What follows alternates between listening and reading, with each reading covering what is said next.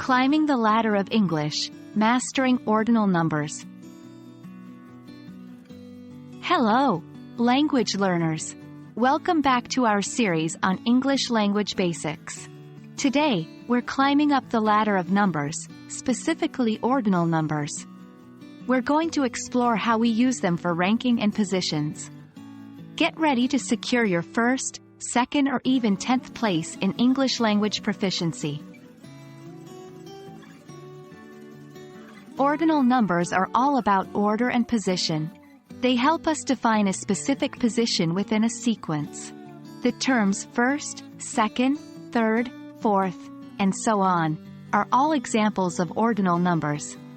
They're different from cardinal numbers, like 1, 2, 3, which we use for counting.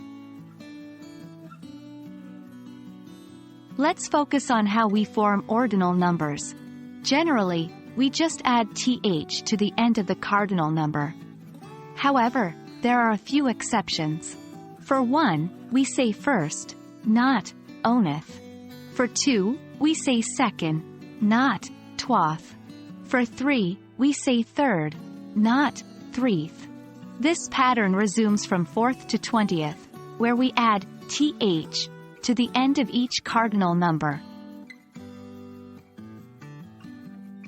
We use ordinal numbers in English when we talk about rankings and positions. For example, in a race, we'd say, he came in first, not, he came in 1. Or when describing the order of people in a line, she is the third person in line.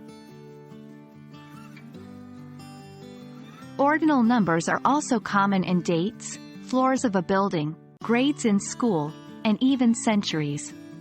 For instance, I live on the 2nd floor, I am in the 10th grade, or, this happened in the 21st century. That wraps up our lesson on ordinal numbers for today.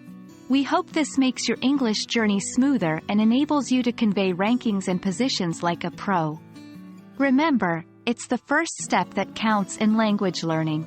Keep practicing, and you'll find yourself at the top in no time.